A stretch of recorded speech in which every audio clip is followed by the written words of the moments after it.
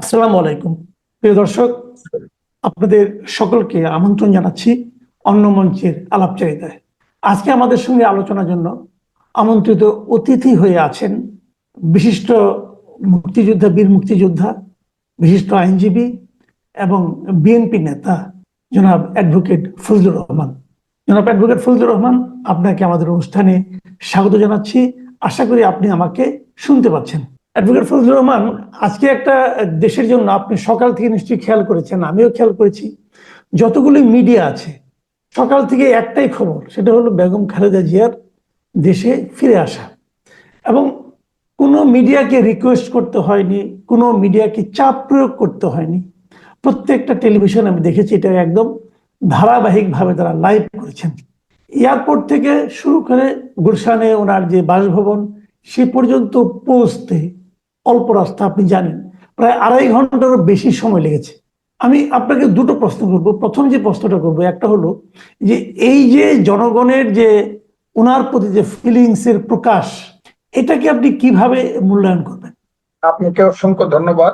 আমি যারা শুনছেন দেশে বিদেশে, আমি সবাইকে আমার আন্তরিক শুভেচ্ছা, অভিনন্দন এবং সালাম জানাচ্ছি। আসসালামু আলাইকুম। আজকের এই ঘটনাটা এক নম্বর হলো, ব্যক্তিগতভাবে আমি ভীষণ খুশি যে আমাদের নেত্রী দেশে ফিরে এসেছেন এবং ভালোভাবেই এসেছেন, মোটামুটি সুস্থ হয়ে এসেছেন। আমি খুশি, আমরা খুশি। এবং আমার ধারণা আজকের যে জনসমুদ্র দেখলে প্রত্যেকটি মানুষই ভাববে দেশের মানুষ খুশি। টেলিভিশন সেন্টারগুলো তো আর এমনি খুলে রাখে না, তারাও জানে যে দেশনেত্রী বেগম খালেদা জিয়া দেশে আসলে, যিনি এখনো বাংলাদেশের সবচেয়ে বড় দল বিএনপির চেয়ারপারসন, তার এবং তার দলের কতটুকু জনপ্রিয়তা আছে। আজকের যে উনার আগমন এবং জনসমুদ্র দুটো মিলে দুর্মুখ যারা বলে যে বিএনপির জনপ্রিয়তা আস্তে আস্তে কমে যাচ্ছে এবং বিএনপি মানুষ আর পছন্দ করছে না, তাদের জন্য একটা সবচেয়ে বড় উত্তর হলো আজকে নেত্রীর দেশে ফেরা এবং এই জনসমুদ্রের মধ্য দিয়ে বাসায় ফেরা। কাজেই আজকে এই জিনিসটার প্রকৃষ্ট ভাবে প্রমাণ হয়ে গেছে যে এখন পর্যন্ত বিএনপি সর্ববৃহৎ রাজনৈতিক দূরে শুধু নয়, বিএনপি অত্যন্ত জনপ্রিয় রাজনৈতিক দল। আর উনার আগমনের মধ্য দিয়ে দেশে কিছুটা স্বস্তি আসবে, যে দল মনে করবে যে এখনো নেত্রী দেশে আছেন, যে কোনো বিপদে আপদে সিদ্ধান্তে নেত্রীর নিকট থেকে সঠিক সিদ্ধান্তটি পাওয়া যাবে। গার্জেন বাড়িতে এসেছে, একটা দেশের গার্জেন হোক, একটা বাড়ির গার্জেন হোক, বাড়িতে ফিরলে যেমন বা মানুষের মধ্যে একটা সাংঘাতিক ধরনের স্বস্তি আসে, বিএনপির মধ্যে এবং দেশের মানুষের মধ্যে সেই স্বস্তিটা এসেছে যে এখন আর খুব বেশি কিছু বিশৃঙ্খল পরিস্থিতির সৃষ্টি হলে নেত্রীর মাধ্যমে আমরা জিনিসটা ভবিষ্যতে আমরা পদক্ষেপ নিতে পারবো। এটা একটা খুবই আমাদের জন্য, দেশের মানুষের জন্য একটা আনন্দের খবর। জি, আমি এখন আরেকটা কথা বলতে যাচ্ছি। আপনি নিশ্চয়ই খেয়াল করেছেন, গত কিছুদিন ধরেই আমরা সোশ্যাল মিডিয়া এবং বিভিন্ন জায়গায় সরকারের পক্ষ থেকে হয়তো প্রত্যক্ষভাবে নয়, কিন্তু তারপরেও যেন এক ধরনের আশকারা আমরা দেখেছিলাম, যে এক ধরনের প্রমাণ করার চেষ্টা করা হচ্ছিল যে রাজনীতিবিদদের দ্বারা কোনো সমাধান হবে না, বরঞ্চ একটা অরাজনৈতিক শক্তি ক্ষমতায় থাকলেই, অন্ততপক্ষে 5 বছর 10 বছর থাকলে পরে দেশের অনেক কিছু চেঞ্জ করা হবে, যাবে। সেই সঙ্গে এমন প্রচারও করা হচ্ছিল, ভাবখানা এমন ছিল যে যতই দিন যাচ্ছে প্রত্যন্ত অঞ্চলে বিএনপির জনপ্রিয়তা কমতেছে, যে জিনিসটা আপনিও আপনার কথা একটু আগে একটু বলার একটু ইঙ্গিত দিলেন। তো এসবের বিপরীতে আজকে যে আমরা দেখলাম, এটা দেখে অনেকের মনে হয়তো চিন্তাটা আসবে যে তাহলে কি সেই সোশ্যাল মিডিয়া সেই প্রচারণাগুলো নিছকই খুবই মানে আপনার কি বলবো আর্টিফিশিয়াল প্রচারণা ছিল? তাহলে ওটা কি বাস্তবতা নয়?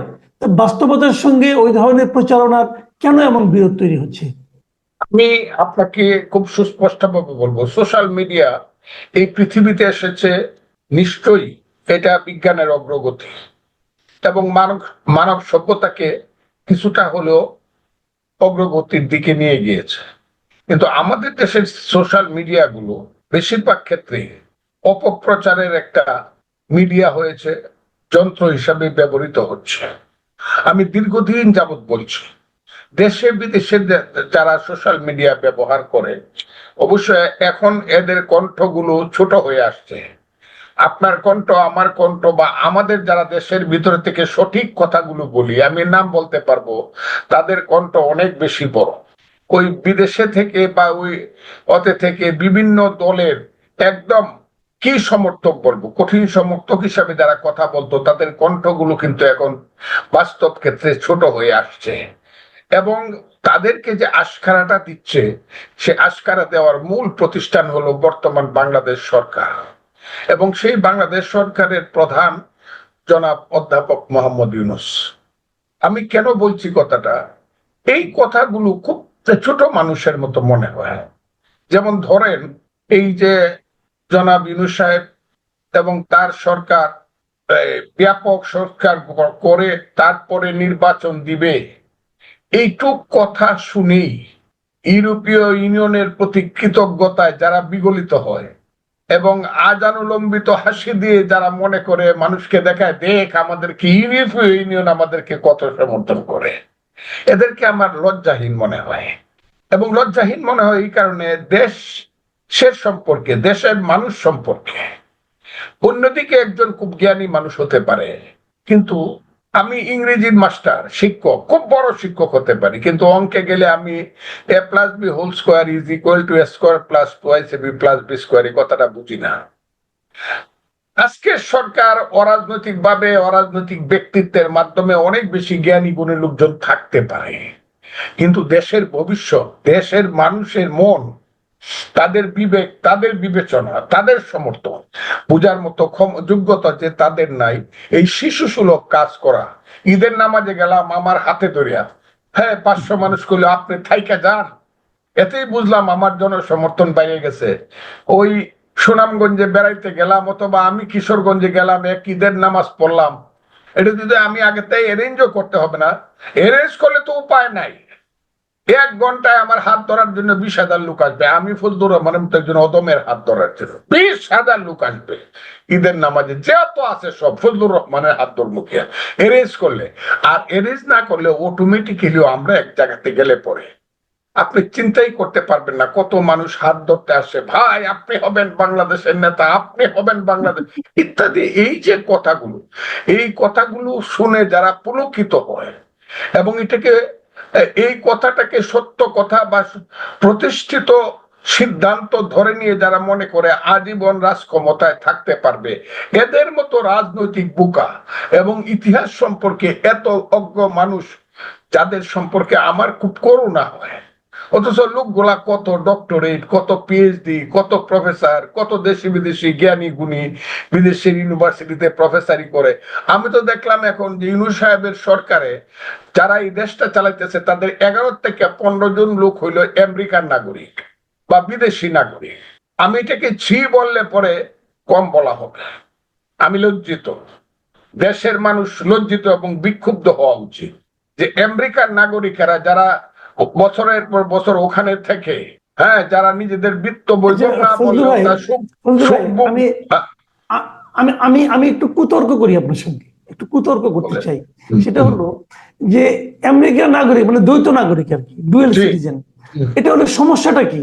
তারা যদি দেশকে ভালোবেসে দেশের জন্য কিছু করতে চায়, প্রবলেমটা কি? আমি গেলাম না কেন? বলবে আপনি সুযোগ পাননি, চাই যান নাই না, আমি সার্টিফিকেট দেখি বসুক, তাদের চেয়ে সার্টিফিকেটটা আমার কম কিনা, আমি গেলাম না কেন? আমি কেন দেশের জন্য আমার জীবন যৌবন উৎসর্গ করলাম? আমি কেন মুক্তিযুদ্ধে গেলাম? আমি কেন সমস্ত কঠিন দিনগুলোতে জেলে জেলে জীবন কাটাইলাম? আমি কেন গণতন্ত্রের স্লোগান দিলাম? তারা তো গণতন্ত্রের স্লোগান যখন দিবে, তারা তো দেশ ছাড়া পালায় গেছে। 40 বছর পরে এসে করছে দেশ আমরা ঠিক করে দিব, হ্যাঁ, দেশ আমরা ঠিক করে দিব। 40 বছর পরে সুখ ভোগ করলো, সবকিছু মজা মারলো, এখন এসে দেশ তারা ঠিক করবো কি? আমেরিকাতে থাকলে দেশের প্র্যাকটিক্যাল বাস্তব অবস্থাটা তারা কি বুঝবে? আমি তো খুব ক্লিয়ার, একটা ছেলে মারাত্মক মারাত্মক বলবো না, সর্বতভাবে মানে বুদ্ধি এবং বুদ্ধির চর্চা করে, সাংঘাতিক লেখাপড়া জানে, কিন্তু সে বিদেশে থাকে, বাড়িতে আসতে তো 1 নম্বর তার 15 দিন শীতে অথবা গরমে তার শরীরে অ্যাডজাস্ট হবে না, 1 নম্বর। 2 নম্বর, তার খাওয়াই অ্যাডজাস্ট হবে না, 2 নম্বর। 3 নম্বর, এই দেশের ওয়েদারই তার ভালো লাগবে না। 4 নম্বর, এই দেশের মানুষের যে ভাষাই সে বুঝবে না। সে কি দেশ ঠিক করবে? সে আমেরিকা যাক, আমাদেরকে পরামর্শ ওখান থেকে দিব।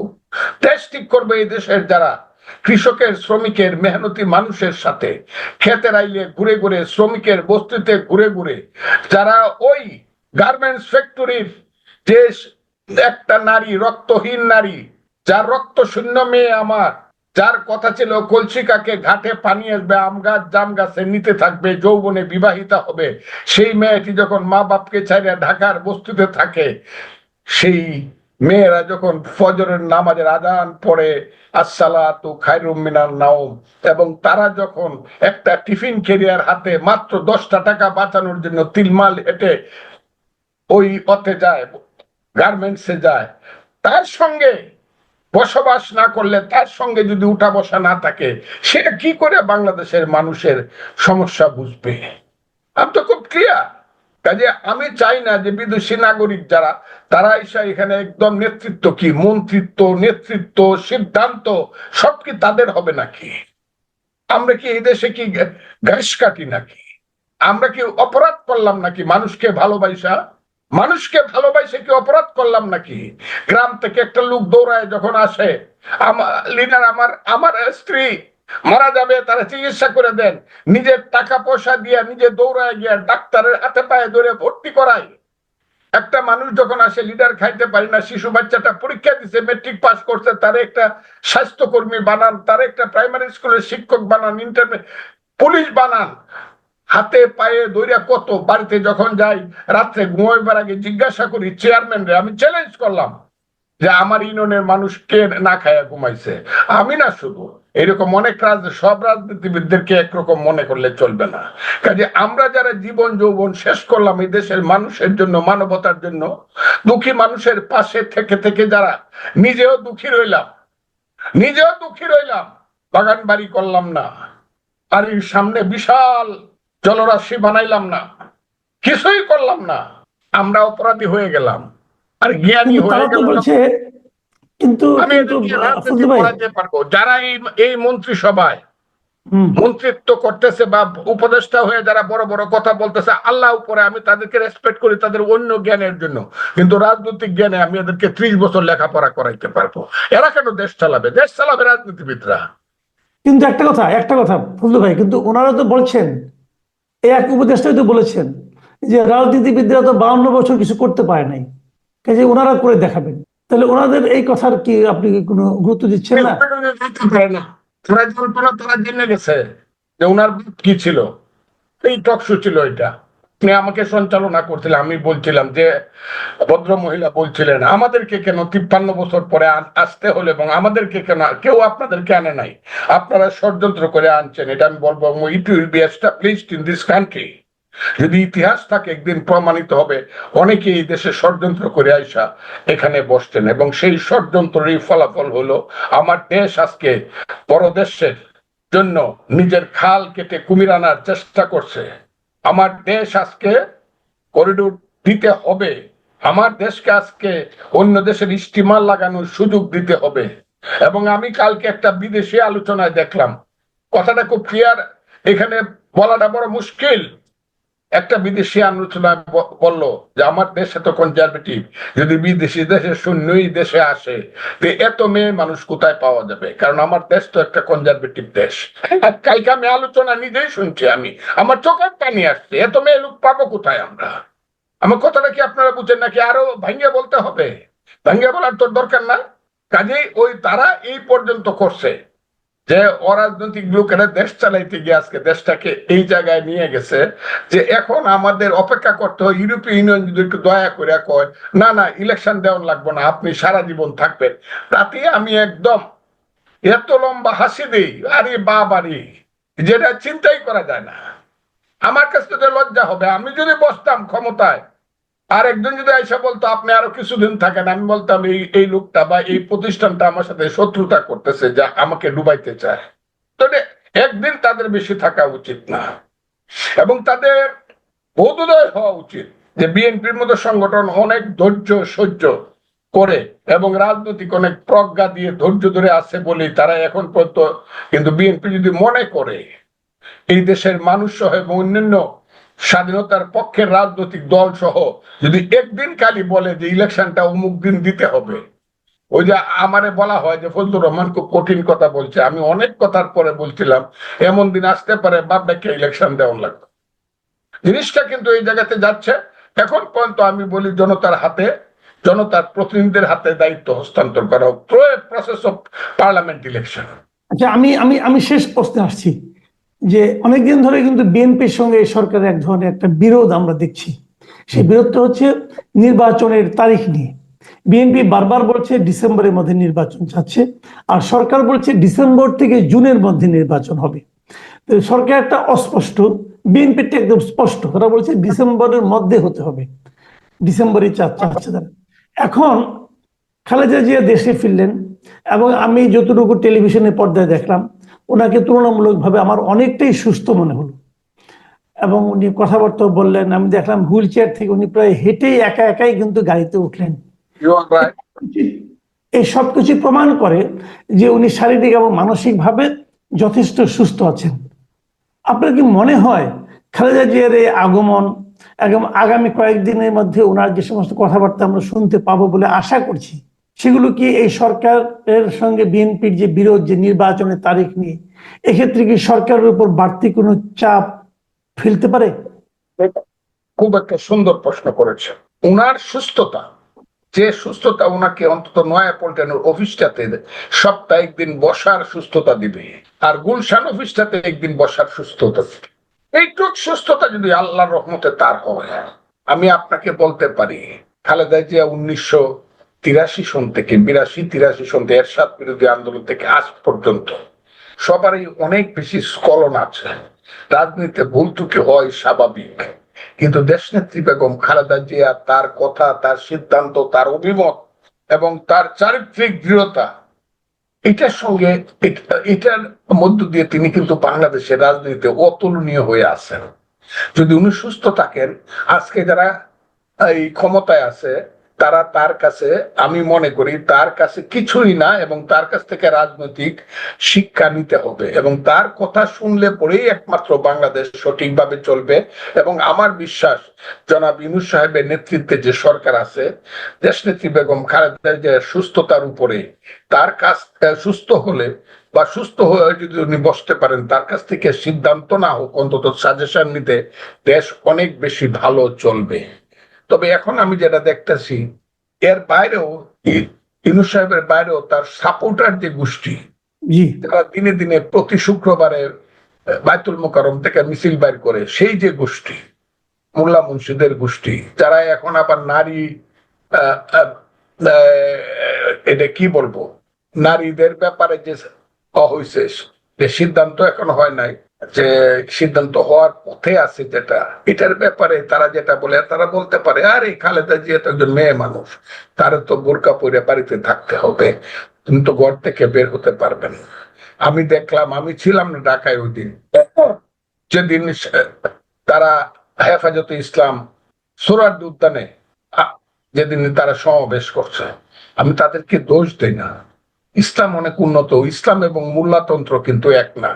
চিরদিন কিন্তু ইসলামকে মোল্লাতন্ত্র ধ্বংস করছে, এবং বাংলাদেশে যে মোল্লাতন্ত্র সৃষ্টি হয়েছে, যেভাবে মেয়ে লোককে পিটানো হয়েছে, প্রতীকী পিটানো, আমার কাছে মনে হয়েছে এই দেশের তো আর পৃথিবীর মঙ্গল গ্রহের মধ্যে না, এই দেশটা তো সৌর জগতের মধ্যে পৃথিবী। সেইখানে যা করা হয়েছে সারা পৃথিবী যা দেখলো, আমাদেরকে হয়তোবা তারা মনে করতে পারে আমরা কেউ মায়ের পেটে জন্মগ্রহণ করি নাই, আমরা বোধ আকাশ থেকে পড়ছি, এবং মোল্লা মৌলবী সাহেবরা বোধ আকাশ থেকে পড়ছে, তারা মায়ের পেটে জন্মগ্রহণ করে নাই। এবং পৃথিবীর মানুষ মনে করে যে তারা যদি মেয়ে লোককে এই ধরনের চিন্তা করে, এইভাবেই এত হ্যাকারাত নজরে দেখে, তাহলে মায়ের পেটে তারা জন্মগ্রহণ করলো কেন? মা কেন শিশুকালে তাদেরকে দুধ খাওয়াইলো? মা কেন শিশুকালে তারা যখন অসুস্থ হয়েছে সারা রাত মাথার পাশে বৈশা মাথার উপরে কেন জ্বর হইলে পরে পানির ঢেলা দিল?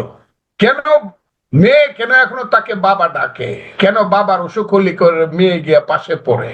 এদেরকে তো মা মেয়েরা, এমন দিন আসতে পারে, আমাকে 3জন মহিলা আজকে সুপ্রিম কোর্টে অ্যাডভোকেট বলছে যে আমরা মেয়েদেরকে বলবো যে যারা মেয়েদের প্রতি এত কিছু অনীহা প্রকাশ করে, আমি আর বললাম না, এত ঘৃণাবোধ যাদের মেয়েদের প্রতি, তাদেরকে তোমরা খাবার দাবার দিবা না, আর কিছু দরকার নাই, তারা রান্না বান্না করে খাক, প্লেট মুচ্ছা খাক, তাদেরকে দিবা না। মৌলানা সাহেবরা তো এক বাড়িতে গেলে গরু, খাসি, মুরগি, কবুতর দিয়া, হ্যাঁ, মাছের ভাজা, বিরিয়ানি খায়, এগুলা কিন্তু মেয়েরাই পাক করে। কাজেই এই দেশটা এখন যে জায়গাতে চলে যাচ্ছে, বেগম খালেদা জি এখান থেকে একজন ভদ্র মহিলা হয়ে কতটুকু এখান থেকে উত্তরণ ঘটাতে পারবে, তবে আমি মনে করি যে এখান থেকে দেশ নেত্রী বেগম খালেদা জিয়ার নেতৃত্বে উত্তরণ ঘটবে। এবং আমি আরেকটা বলি, এই দেশে উত্তরণের সর্বশেষ কথাটা হইলো আমার, আপনার সর্বশেষ জানতে চাচ্ছেন বিচার বিভাগ, বিচার বিভাগ এবং বিচার বিভাগ। আমি আইনের ছাত্র এবং আইনজীবী, আমি 50 বছর যাবত ওকালতি করি। আমি খুব ক্লিয়ারলি আপনাকে বলি, যতদিন পর্যন্ত এই দেশে আইন অঙ্গন ঠিক না হবে, বিচার বিভাগ ঠিক না হবে, ততদিন পর্যন্ত অন্যায় ও বিচার এই দেশে চলতে থাকবে।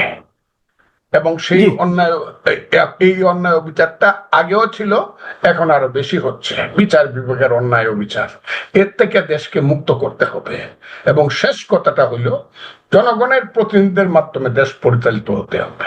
এবং সিদ্ধান্ত করিডোর দিবেন কি দিবেন না, সেন্ট মার্টিন দ্বীপে স্টিমার লাগাইতে দিবেন, সিদ্ধান্ত must be come out from the people of this country. জনগণকে সিদ্ধান্ত নিতে দিতে হবে।